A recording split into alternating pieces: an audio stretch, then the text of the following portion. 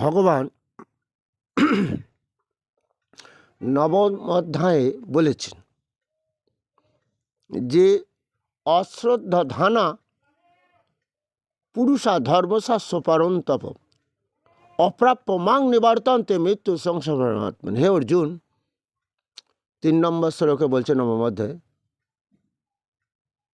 আমাকে যারা শ্রদ্ধা করে না, ভক্তি করে না, সনাতন ধর্মকে আশ্রয় করে না, অবজ্ঞা করে, আমাকে না পেয়ে মৃত্যুময় সংসারে তারা যাতায়াত করে, মানে জন্ম দিই তাদের কর্ম অনুযায়ী, আবার তারা মৃত্যুর যন্ত্রণা ভোগ করে, এইভাবেই যাওয়া আসা করে, আমাকে তবুও তারা পাওয়ার জন্য চেষ্টা করে না। আমাকে পেলে কি হবে? আমার এই জ্ঞানের কথা, গীতা জ্ঞান লাভ করলে কি হবে? দেহ পবিত্র হয়ে যাবে, দেহ পাপমুক্ত হয়ে যাবে। এই সুন্দর দেহটা তার পরম মঙ্গল না, সারা বিশ্বের পরম মঙ্গল হবে। এই দেহ দিয়ে পরম মঙ্গল করতে পারবে সারা বিশ্বে। হরে কৃষ্ণ। শ্রদ্ধেয় আমার ইন্দিরা গান্ধী বিশ্বেতে পুজো পাচ্ছে, আদর্শ নেত্রী এই রকমই বোঝা যাচ্ছে। আমরা তিনিও গীতা পড়ছেন, গীতা জ্ঞান লাভ করেই তো মহান নেত্রী হতে পেরেছেন, কাম ক্রোধ লোভ শূন্য হয়ে। হ্যাঁ, খালিস্তান গঠন করতে দেবেন না, ভারতকে বিভাজন হতে দেবে না, তাই তিনি দেহটা দিলেন ভারত মাতার পরম মঙ্গলের জন্য। হরে কৃষ্ণ। হে অর্জুন,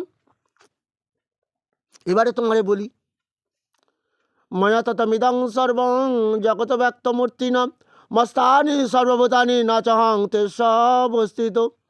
আমার সৃষ্টি আত্মা সমস্ত জীবের মধ্যে আছে সত্য, কিন্তু আমি যে তাদের মধ্যে থাকতে পারি না।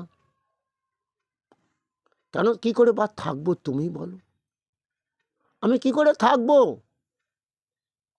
ন চ মস্তানি ভূতানি পশ্চিমে যুগম ঈশ্বরম ভূত ভিন্ন চ ভূত সমমাত্মা ভূত ভাবন। সমস্ত জগতে আমি অব্যক্ত রূপে পরিব্যাপ্ত হয়ে আছি সত্য, সমস্ত প্রাণী আমাতে অবস্থান করছেন, কিন্তু আমি সেসবে অবস্থিত নই, তাদের মধ্যে থাকতে পারি না পরমাত্মা রূপে। ওই প্রাণীরাও আমাকে অবস্থান করে না। আমার এই ঐশ্বরিক যোগ তুমি দর্শন করো অর্জুন। সকল প্রাণীর উৎপাদক সৃষ্টিকর্তা আমি কৃষ্ণ, তাদের ধারক আমি ধারণ করে আছি, আবার তাদের পালন করছি। এইভাবেই সত্য, কিন্তু জীব আমাকে আশ্রয় করে না। তবে কি হবে? আমি কেমন করে থাকব? যথা আকাশস্থিত নিত্যং বায়ু সর্বত্র গমান তথা সর্বাণি ভূতানি মস্তানি তুপধারও। তোমরা জানবে যে মহান বায়ু যেমন কি বিচরণশীল, অর্থাৎ নিত্যই আকাশে অবস্থান করছেন, তেমনই সমস্ত প্রাণী আমাকে অবস্থান করছেন। বোঝা গেছে? এইভাবেই বায়ুর মতো সমস্ত আকাশ যেমন সে ব্যাপ্ত হয়ে আছে, আমিও আছি সমস্ত জীবের মধ্যে এইভাবে। তবে একথা আমি কেন তোমারে বলেছি শোনো, আমাতে যারা অবস্থান করছেন আমাকে মানছে না, অবজ্ঞা করছে, যারা বলছে অসত্যমা প্রতিষ্ঠান্তে জগতা হুরান ঈশ্বরম, এদের এত বড় অহংকার, ঈশ্বরবিহীন জগৎ, বেদ পুরাণ শাস্ত্র মিথ্যা। হ্যাঁ, আর আমি ওর দেহের মধ্যে আত্মারূপে রয়েছি না, ও আমাকেই মানছে না। তা আমি তাদের কি করব বলো দেখি অর্জুন?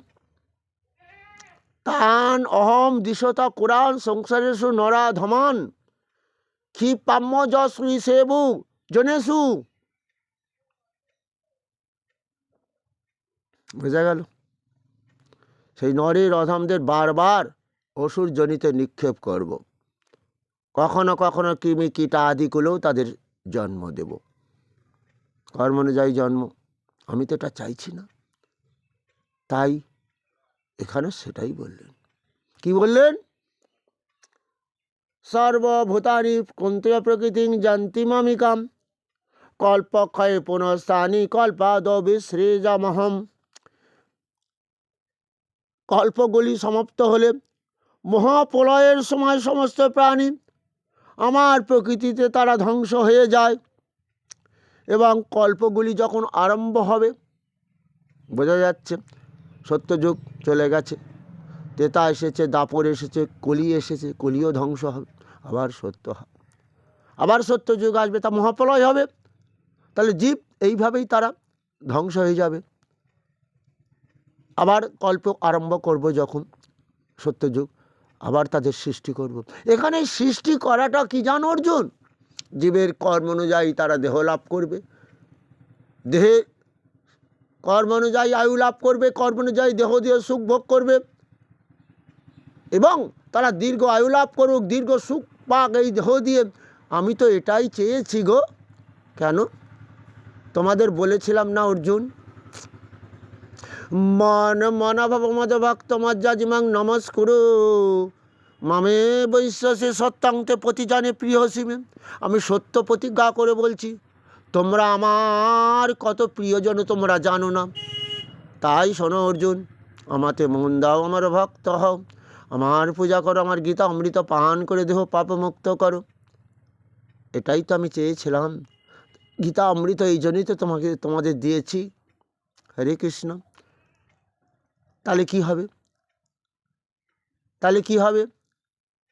এই দেহ দিয়ে তোমাদের আমি সুখ দেব, শান্তি দেব, মৃত্যুর পরও পরম গতি লাভ করাবো অর্জুন। তুমি তাই পিণ্ড খাবার চিন্তা না করে আমার জ্ঞানের কথা শোনো, আমার গীতা অমৃত পান করো অর্জুন।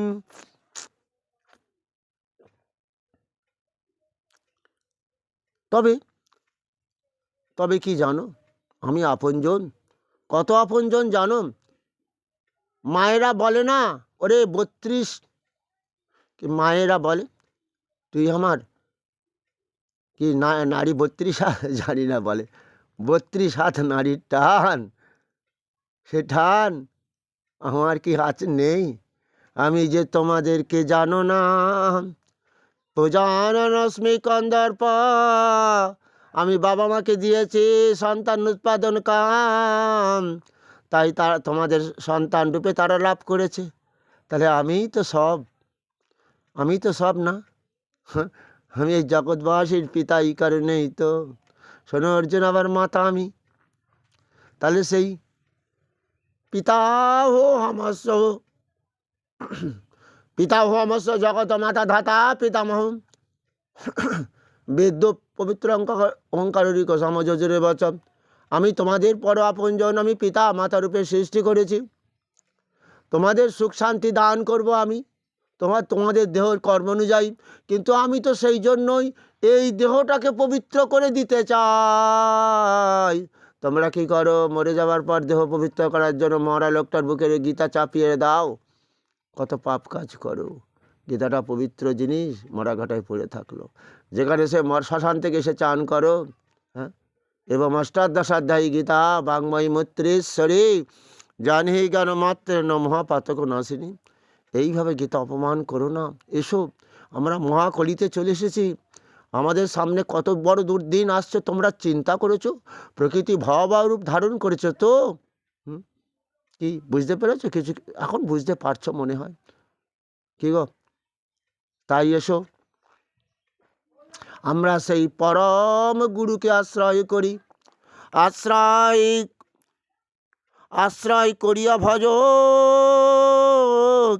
শ্রী গুরুর চরণ, যাহাতে মেলে ভাই কৃষ্ণ প্রাণধান।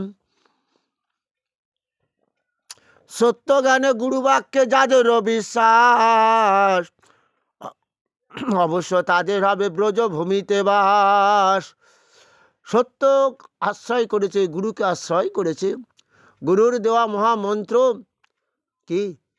আপন সবারে প্রভু করে উপদেশে, কৃষ্ণ নাম মহামন্ত্র শোন হরিষে। হরে কৃষ্ণ কৃষ্ণ কৃষ্ণ হরে হরে, হরে রাম রাম হরে হরে। প্রভু বলে কহিলাম এই মহামন্ত্র। দেখো না, ব্রাহ্মণ দাদা বেদ পাঠ করছে, তবুও কেন এই গীতা পাঠ হচ্ছে, হরিনাম হচ্ছে, বোঝো না? কলিযুগের মহামন্ত্র হরে রে নাম হরে রে নাম কই বল, কলৌ নাস্তে বা গতির অন্যতা, যে ভগবান বলছেন। এই হরিনাম না দেহ দিয়ে গাইলে দেহ পাপ মুক্ত হবে না, দেহ দিয়ে সুখ পাবে না, শান্তি পাবে না, মরার পর গতি হবে না। হ্যাঁ, এত সুন্দর করে তিনি ব্যাখ্যা করে গেলেন তোমাদের, তাও তোমরা তাকে চিনতে পারছো না। এই দেহ মন দিয়ে কৃষ্ণ ভজন করতে পারছো না। হ্যাঁ, এটাই সব থেকে দুঃখজনক। তাই শোনো শোনো জগৎবাসী, তাই শোনো মিশ্র কলিযুগে নাহি তপযোগ্য, যে জন ভজে কৃষ্ণ তাহার মহাভাগ্য। অতএব গৃহে তুমি কৃষ্ণ ভজ গিয়া, কুটিনাটি পরিহারি একান্ত হইয়া। সাধন তত্ত্ব যা কিছু সকল, কৃষ্ণ নামেই মেলাবে সকল। বিশ্বাস করতে পারলে না তো, কিন্তু মরার পর ধন সঙ্গে দেবে, মা লক্ষ্মীর মন্ত্র দেবে, দেবে তো সেই মহামন্ত্র হরিনাম সংকীর্তন। তাই তোমরা মা লক্ষ্মী পুজো করো, মা দুর্গা, মা কালী, সব দেবতা পুজো করো, কিন্তু মনটা যেন মনে থাকে সবই আমার কৃষ্ণ। মনে থাকবে তো? কারণ ভগবান বললেন, আরে অর্জুন, ধনযজ্ঞ, পুত্রযজ্ঞ, শান্তিযজ্ঞ, গরুরাজ যজ্ঞ, যত যজ্ঞ করো, অহমি সর্বযজ্ঞানাং ভোক্তা চ প্রভুরে বচ, ন তুমভিজানন্তি তত্ত্বে নতস্বন্তিতে।